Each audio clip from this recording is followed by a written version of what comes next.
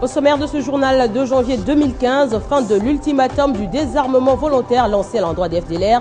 Et à ce jour, à ce sujet même, une importante déclaration du gouvernement de la RDC sur ce processus est attendue dans quelques instants. Neutraliser complètement ces rebelles accusés de massacre de plusieurs civils dans ce territoire du Nord Kivu, c'est le but de la deuxième phase des opérations conjointement menées par les FARDC et les troupes de la MONUSCO contre les rebelles ougandais de l'ADF dans le territoire de Béni. Nouveau journal sur Télé 50. Merci de nous recevoir chez vous.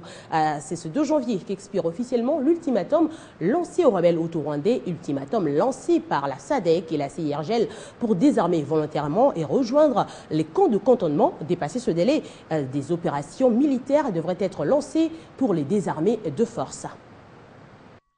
Un ultimatum qui touche à sa fin alors qu'un petit nombre de FDLR se soit rendu et que les grandes figures de ce mouvement rebelle restent toujours cachées dans la forêt, représentant une menace pour la population. 6 mois après le délai leur accordé par la SADC et la CIRGL, la partie congolaise s'est dit prête à se lancer les opérations contre les rebelles rwandais. À partir du 2 janvier, à tout moment, à tout instant, les FARDC, appuyés par la MONUSCO, brigade d'intervention, peuvent procéder à des opérations militaires, à des actions militaires vigoureuses. Des opérations militaires que soutiennent également les États-Unis. Au Nord Kivu, le président de la mutuelle des ressortissants de Lubero, Donatien Mangane, plaide également pour qu'il n'y ait pas de prolongation. Les forces démocratiques pour la libération du Rwanda, elles demandent toujours et en vain l'ouverture d'un dialogue politique dans leur pays, et même un dialogue rejoignant une partie de l'opposition rwandaise. Les envoyés spéciaux pour les Grands Lacs, les États-Unis, l'Union européenne, l'Union africaine et la Belgique devraient publier une déclaration ce vendredi pour la neutralisation complète de ces rebelles via des opérations militaires conjointes de l'armée congolaise et de la brigade d'intervention de la MONUSCO. Et à ce sujet, information de Télé 50, nous attendrons une importante déclaration du gouvernement de la RDC sur le processus de désarmement de FDLR dans quelques instants. Dans un registre un peu similaire, la deuxième phase des opérations conjointement menées par les FARDC et les troupes de la MONUSCO contre le rebelle ougandais de l'ADF a démarré jeudi 1er janvier dans le territoire de Béni. L'objectif est de neutraliser complètement ces rebelles accusés de massacre de plusieurs civils dans ce territoire du Nord Kivu. Cette deuxième phase intervient une dizaine de jours après la fin de la première phase. Nous sommes à quelques kilomètres de la ville de Béni, précisément dans les localités des Kainama, Medina et Mamanaïma, localités où vient d'être lancée l'opération Umoja 2. Lancée par la MONUSCO et les forces armées de la République démocratique du Congo, cette opération conjointe a pour objectif le nettoyage de localités et villages où le rebelle ougandais de l'ADF sème encore la désolation. Les troupes de la brigade d'intervention de la mission onusienne engagés aux côtés de l'armée congolaise, se serait donné une durée de 7 jours pour achever l'opération Umoja 2. Il faut dire que cette deuxième phase intervient une dizaine de jours après la fin de la première, lancée le 13 décembre 2014. Celle-ci consistait en la fouille et en la poursuite des ADF dans le brousse du territoire de Béni. Pour rappel, sachez que les ADF sont accusés de massacres à répétition sur les civils du Nord Kivu ce dernier mois. Notons que, en octobre 2014, environ 250 personnes ont été tuées dans cette même ville. 2 janvier 2014, 2 janvier 2015, une année jour pour jour depuis que mourait le colonel Mamadou Ndala. On se rappelle, dans une embuscade, son convoi a été attaqué à la roquette. Le commandant des opérations dans le Nord Kivu se dirigeait vers Eringeti dans le cadre des actions contre leurs groupes armés. Grâce à Lambo revient sur cet événement triste. Voici la Jeep à bord de laquelle le colonel Mamadou Ndala a trouvé la mort le jeudi 2 janvier 2014. Il a été calciné avec 2 de ses gardes du corps des suites d'une embuscade tendue par les rebelles ougandais de l'ADF Nalu à 10 km de Béni au Nord Kivu. Quelques mois après la mort de Mamadou Ndala, un procès a été ouvert à la Cour militaire opérationnelle du Nord Kivu qui a condamné à la peine capitale le colonel Biro Shonzanzu des FARDC et un milicien de l'ADF Nalu pour participation à un mouvement insurrectionnel et terrorisme. Des lourdes peines allant de 12 à 20 ans ont été également infligées à d'autres complices de l'assassinat du colonel Mamadou Ndala. Le commandant du 42e bataillon des commandos des unités de réaction rapide des FARDC s'est rendu célèbre en remportant des victoires éclatantes sur les combattants du M23. Marié et père de 3 enfants, Mamadou Ndala a été décoré général de brigade à titre posthume. La nation congolaise lui a rendu des hommages mérités à Kinshasa avant son enterrement au cimetière de Kitambo. Dans un autre chapitre, dans le cadre de la valorisation du panafricanisme et des pères de l'indépendance en Afrique, après Kambasé Simoki Bangu, Francine Muyumba, présidente de l'Union panafricaine de la jeunesse, est allée à la rencontre d'Antoine Gizenga, l'un des pères de l'indépendance et grand coordonnateur de l'Ordre des héros nationaux. L'objectif poursuivi est de rendre hommage à ces personnages et aussi avoir leur bénédiction. Kinshasa, vendredi 2 janvier 2015. Francine Muyumba est reçue par Antoine Gizenga, la présidente de l'Union panafricaine de la jeunesse, qui était accompagnée des jeunes leaders congolais. Également présent, l'épouse du patriarche Anne Gizenga et Willy Makiashi, vice-premier ministre, ministre de l'Emploi et du Travail, secrétaire permanent et porte-parole du PALU. Ici, elle est venue présenter ses civilités après son élection à la tête de l'UPJ à l'un des pères de l'indépendance et grand cordon de l'Ordre des héros nationaux, un panafricaniste de premier rang. L'objectif était de venir voir le patriarche pour lui présenter mes civilités et puis en même temps aussi avoir sa bénédiction étant que l'un des pères de l'indépendance, aussi étant qu'un vrai panafricaniste et en même temps un vrai nationaliste. Pour la présidente de l'UPJ, c'est un devoir de mémoire car l'homme a milité toute sa vie pour l'indépendance des Congolais et des Africains, un symbole vivant pour la jeunesse africaine. J'ai appris beaucoup du patriarche concernant notre pays, concernant l'Afrique. J'ai reçu plusieurs conseils. À sa grande surprise, elle se verra avec sa délégation offert une chèvre à l'occasion de festivités en ce début d'année, cadeau remis par l'épouse du patriarche, elle qui à son tour a encouragé Francine Muyumba quant à sa lourde charge. Nous les parents, on est déjà fatigués. Vraiment, vous les jeunes, on compte sur vous. Il faut défendre votre pays. Il ne faut pas courir derrière quoi et quoi. Non, d'abord votre pays.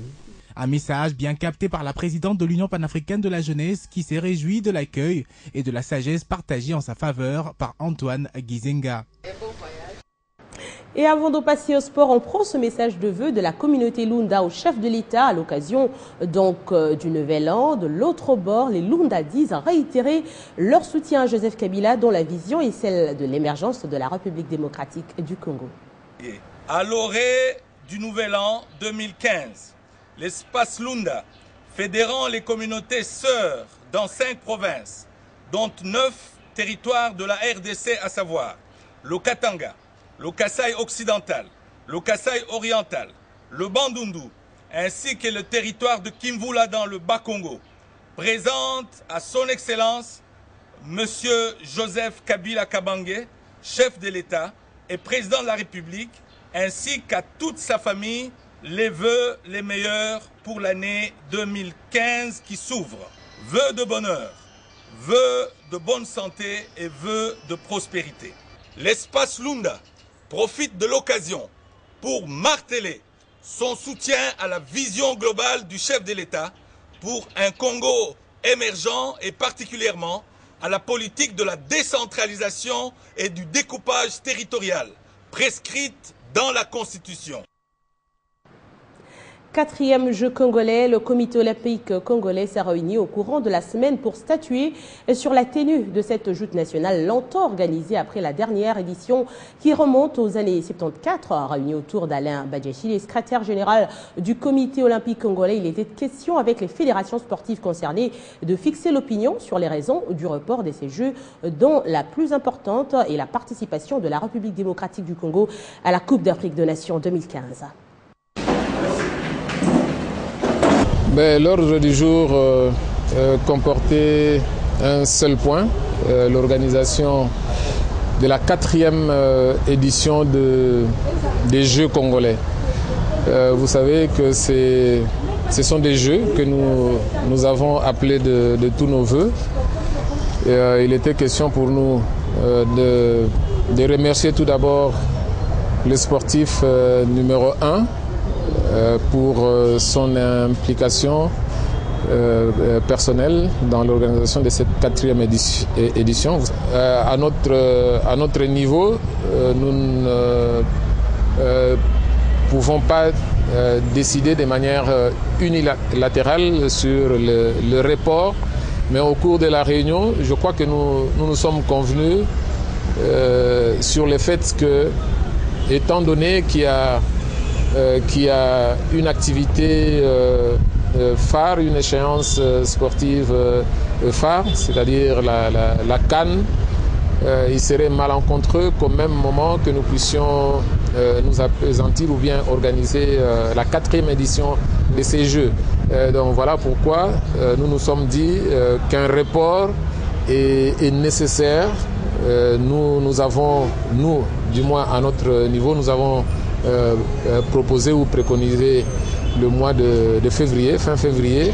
Je pense que là, on aura déjà terminé avec la CAN et nous allons avoir suffisamment de temps pour nous appesantir sur l'organisation de cette 4e édition. Ainsi prend fin ce journal. À tous, merci de l'avoir suivi. La revue de presse, c'est dans un instant.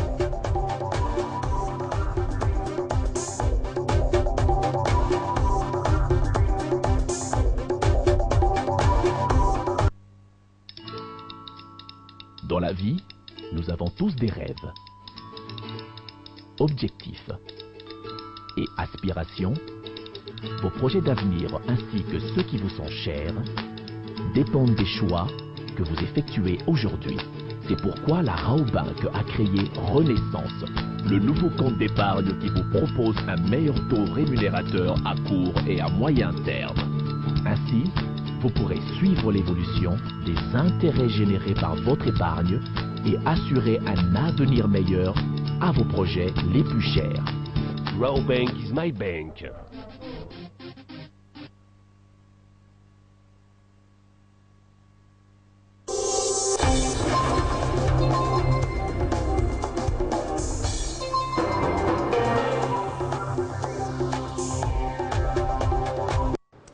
L'essentiel de l'info sur le net, c'est une revue de presse de Claude Biringalini. Bonsoir, merci. Merci Arlette Boutella. Et on commence avec la fin de l'ultimatum de la SADC et de la CIRGL au FDLR pour désarmer. L'ultimatum était de 6 mois et il n'y aura pas de prolongation, tient à préciser Jeune Afrique. Kinshasa est catégorique, précise justement ce site, qui constate qu'à quelques heures de la fin de cet ultimatum, l'opération de reddition des FDLR n'a pas donné les résultats attendus. Sur environ 1500 combattants, seulement près de 350 ont déposé les armes, soit au moins d'un quart les effectifs de la rébellion. Lambert Mende rapporte l'auteur de l'article. Le porte-parole du gouvernement congolais n'a pas caché son agacement face à ce chiffre peu élevé. Je cite, « Nous ne sommes pas du tout satisfaits », a-t-il réagi. « Le nombre de redditions n'est pas celui que nous attendions et nos problèmes ne sont pas résolus ». Fin de citation. Le porte-parole du gouvernement congolais a toutefois affirmé que ce dossier semble sensible, allait désormais être directement géré par l'armée, n'excluant pas de fait une offensive militaire. Mais en principe, explique RFI.fr, il faudrait tout de même attendre la mi-janvier un sommet de la CIRGL et de la SADC, artisan de l'ultimatum, pour valider l'option militaire, relevant des dissensions d'ailleurs entre les deux organisations sous-régionales. Toutefois, Kigali attend lui une opération, souligne Relief Web, le porte-parole de l'armée rwandaise, n'évoque plus l'option de la reddition et dit espérer une attaque contre les forces démocratiques pour la libération du Rwanda, dont la présence dans l'Est congolais déstabilise toute la région depuis 20 ans. Et côté concerné, donc l'FDLR, selon leur porte-parole, Forge Fils Bazeye, qui a dit, je cite, « La date du 2 janvier n'a